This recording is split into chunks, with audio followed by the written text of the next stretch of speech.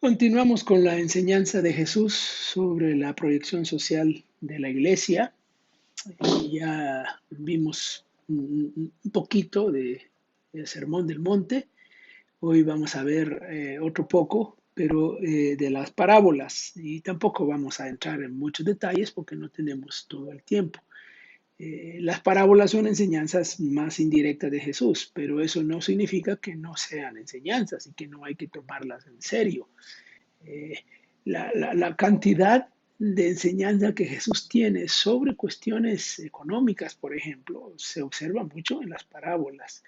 Eh, y sobre cuestiones relacionadas con lo que la iglesia debe hacer o lo que los discípulos de Jesús deben hacer hacia afuera, eh, proyectándose.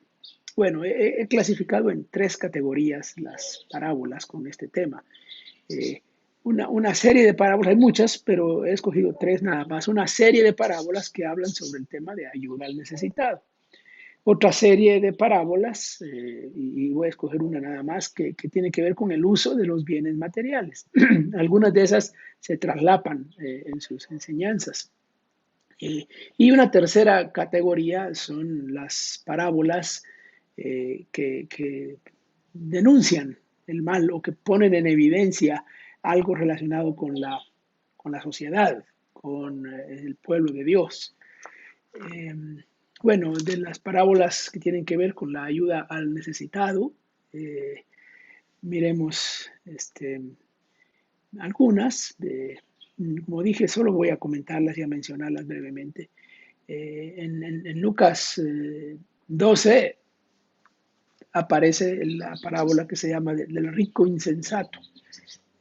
Ahí Jesús dice que una persona que se dedica solamente a acumular y acumular bienes para sí mismo está mal, es un necio. Quiere decir que no está haciendo lo que debería hacer. Y entonces la enseñanza va dirigida a que, ¿qué sería lo contrario del rico necio? ¿Sería no acumular? No, Jesús no está enseñando eso. ¿Sería no tener bienes? No, no está enseñando eso. Sería el uso de esos bienes, eh, que solo está pensando en sí mismo. Es el egoísmo, el egoísmo. Entonces la proyección tiene que ver con que se va para afuera, se sale. Esa es una enseñanza muy importante. Otra parábola es la del rico y Lázaro, en Lucas 16.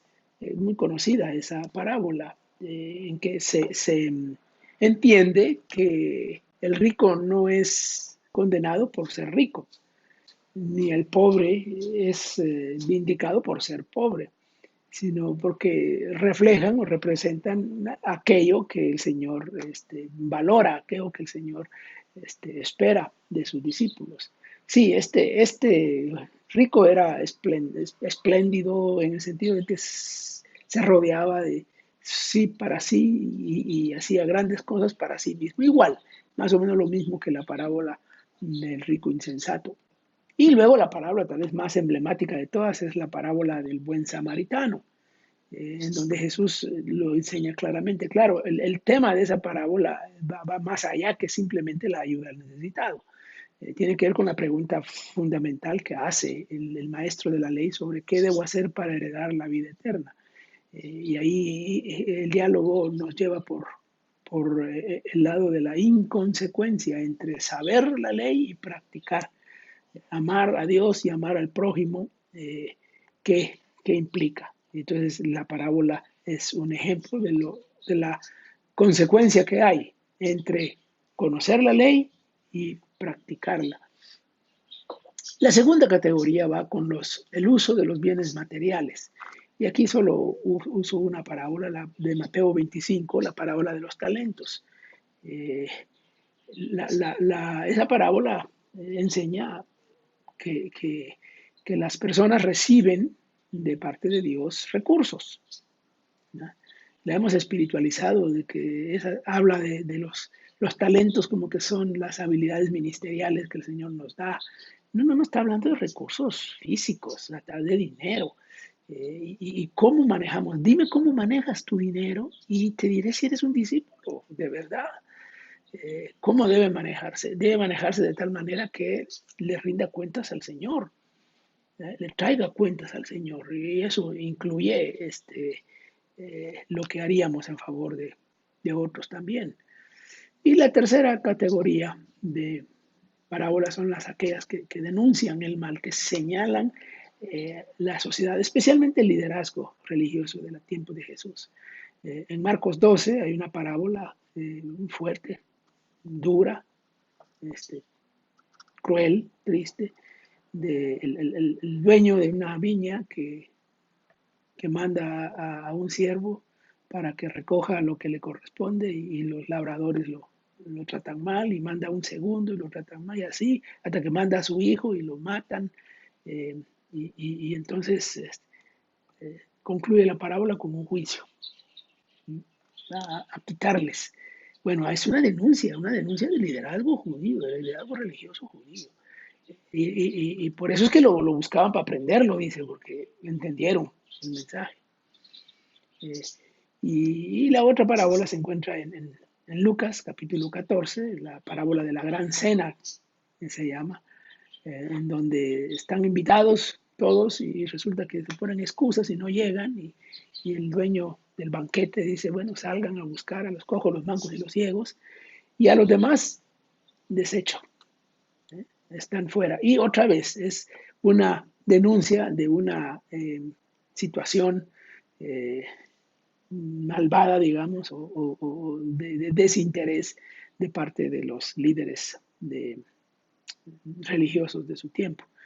Eh, Así que, bueno, y mencionamos al principio en el video anterior las parábolas del reino, Mateo 13, con el tema de la semilla de mostaza y la levadura, eh, que son parábolas que puntualizan la labor benéfica que los discípulos hacen a la sociedad, algo de lo que nosotros no hablamos mucho, y también del crecimiento del reino, una labor imperceptible que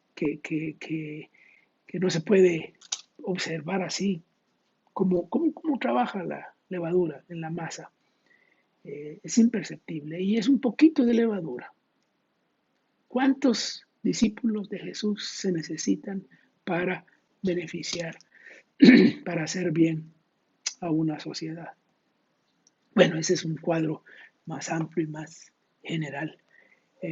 Por ahora dejamos ahí el estudio de las enseñanzas de Jesús sobre la proyección social de la iglesia en el tema de las parábolas. Hay mucho más que se puede decir, pero ahí vamos a dejarlo por ahora.